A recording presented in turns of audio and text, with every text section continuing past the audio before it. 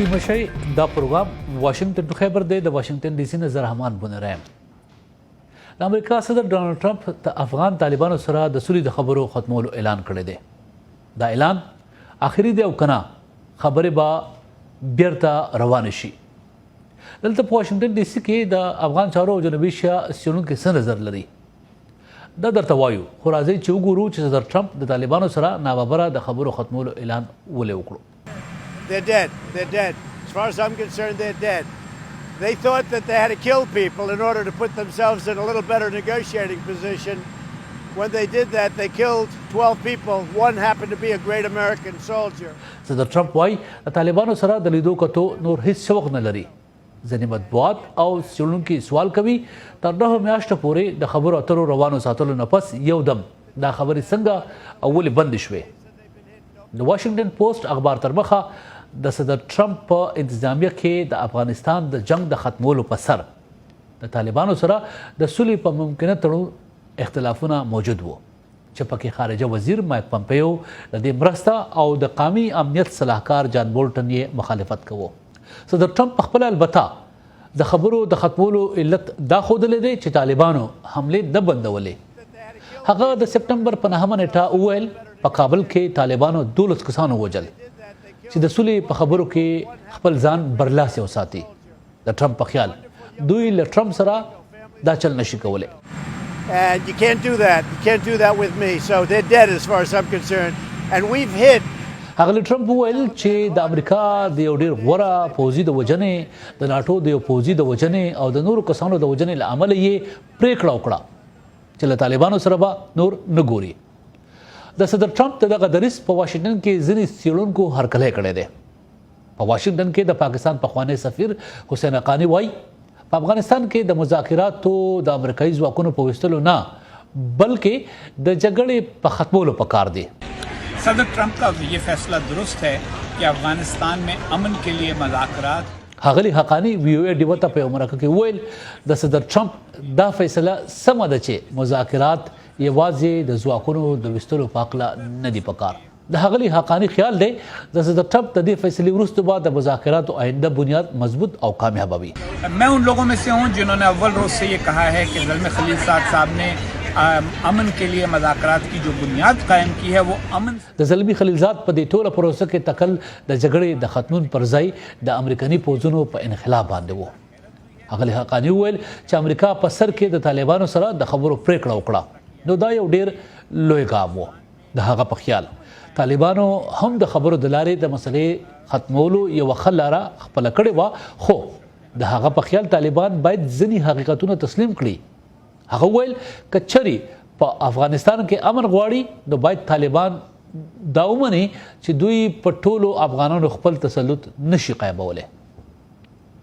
په واشنگټن ډي سي کې د څیړنیز مرکز هریټیج فاونډیشن څیړونکی جیف سمیت وایي د طالبانو په کردار پخوا هم شک موجود و.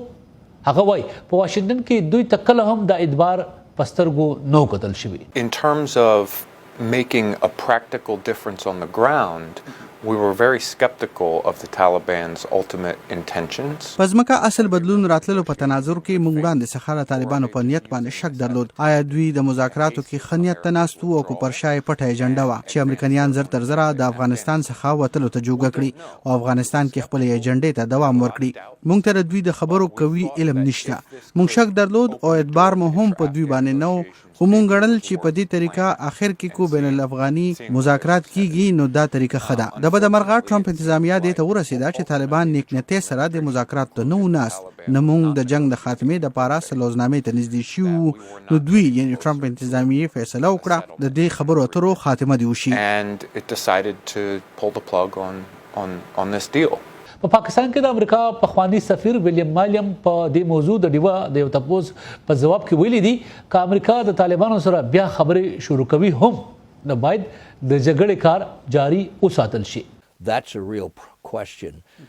Maybe the president has the right answer for a change.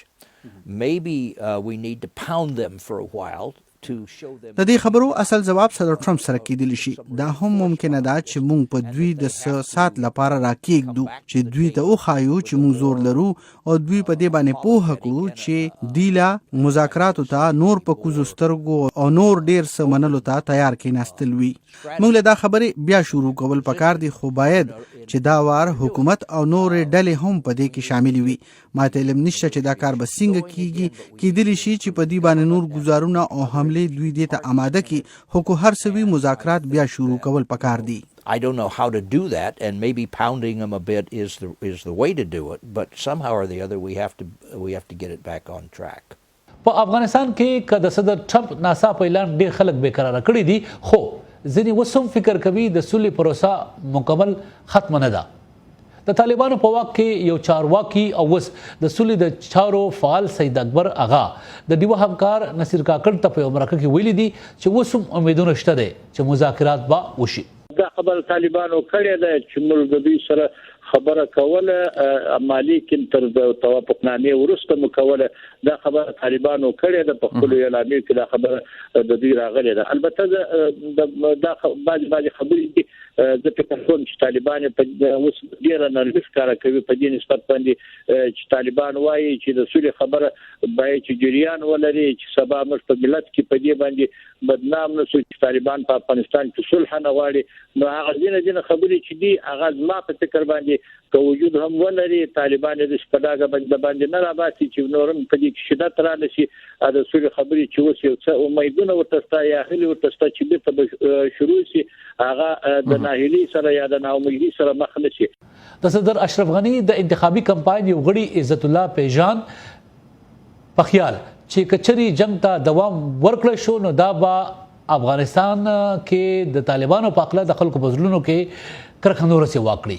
هغه د ډیوه همکار نصیر کاکړ ته ویلي دي دا به نور د دې سیاسي موقف هم کمزوري کې او د دې ترڅنګ به د افغانستان د خلکو په منځ کې د دې محبوبیت چې هغه که پاتې او زه فکر نه کوم چې پاتې هغه هم د لاسه ورکړي او د دې ترڅنګ د افغانستان حکومت هیڅ کله بالمثل عمل نه کوي او هغه د افغانستان حکومت تل ویلي دي چې د طالبانو پر وړاندې باندې د مخالفې ډلې پر وړاندې باندې چې یو ټوپکواله ډله ده د هغو پر وړاندې باندې همیشه د سولې په برخه کې د خبرو اترو لپاره دروازې پرانیستې پرېږدي او هغه هیڅکله دا دروازې او دا ورونه نه د دوی پر مخ باندې هغه هر کله د سولې په برخه کې د خبرو هرکلی کوي، خو داسې سوله چې هغه افغاني سوله وي، هغه د ګاونډي هیوادونو په لمسون باندې د ګاونډي هیوادونو د ګټ لپاره سوله نه وي،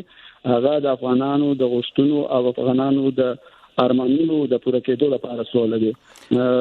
نو دوی بیا هم د افغانستان حکومت دوی ته دا چانس ورکوي چې راسي مخ د افغانستان د حکومت سره کښېني او د سولې مذاکرات پیل کړي. اوس په دې موضوع څېړنه کوو. په سټوډیو کې راسره ملګری کېږي د وی او ای ډیوه څانګې مشر او څېړونکی نفیس ټکر. نفیس ټکر صاحب ستړي مشه. ستړي مشه، په خیر راغلی. مهرباني. ټکر صاحب صدر ټرمپ وویل مذاکرات ختم شو، ډډې ورته وویل، اوس به څه کېږي؟ ګوره داسې ده چې داسې واضحه تګلاره تر اوسه پورې معلومه نه ده، خو څه چې په میډیا کې راځي، څه چې په واشنګټن کې دلته په افغانستان او په جنوبي ایشیا باندې جوړ نظر لرونکي څه وایي نو هغه داسې دي چې داسې ښکاري چې په امریکا کې به دلته د صدر ټرمپ چې کومه اداره ده او کوم د هغه مشاور دي، وزیران دي او په افغانستان باندې پوهه کسان دي او دغه شانته پینټاګان یا جنرالان چې کوم دي هغوی به د ټول ارڅ ته یو ځل بیا ګوري او که تاسو پام وکړئ د مخکې نه په دغه لوظنامه چې کوم معلومات تر اوسه پورې راغلي دي نو په هغې باندې نیوکې وې. لکه مثال په طور باندې په دې کې دا خبره ده چې ګینه امریکایي پوځیان به په 115 ورځو کې و 15,000 پوځیان وځي. امکان دا دی چې پوځیانو ته دا خبره قبول نه وه. دغه شانته که موږ وګورو افغانستان دپاره اسلامیک امریټ ټکی استعمال شو، ممکن نه چې دې لپاره هم هغوی سوچ کړی وي چې که دوی دا لفظ ځان سره دا اصطلاح ځان سره اخلي نو د دې مطلب خو دا دی چې دوی غواړي چې افغانستان قبضه کړي. مثال به دا هم یو فکر دلته کېږي. بله دا خبره دا ده چې په افغانستان کې الیکشن را روان دی. بیا بله غټه خبره پکې دا ده چې افغانانو په دې ټولو خبرو کې تر دغه وخته پورې چې صدر ټرمپ وویل چې مذاکرات ختم شو، داسې یو ښکاره خبره خبره را نه وکړه چې دوی به افغان حکومت سره ویني او دا یوه غټه غوښتنه وه چې د افغان حکومت سره به خبرې کوي. نو زه داسې فکر کوم چې دا هغه شیان په دې ټول ډیل کې یا دا چې کومې خبرې اترې د دوی ترمنځ شوې، نو زه یم چې دا اوس چې به څه کېږي د دغې جواب به دا وي چې زما په خیال د صدر ټرمپ نه واخله تر د هغه د نږدې مشاورو پورې به اوس د تیرو خبرو ته یو ځل کتنه کېږي، دوی به خپلې غلطیانې یا کومې تېروتنې که دوی کړي دي یا څه غواړي یا کوم ځای کې دوی ډېر څه طالبانو ته ورکړي دي په هغې باندې او بیا سوچ کوي.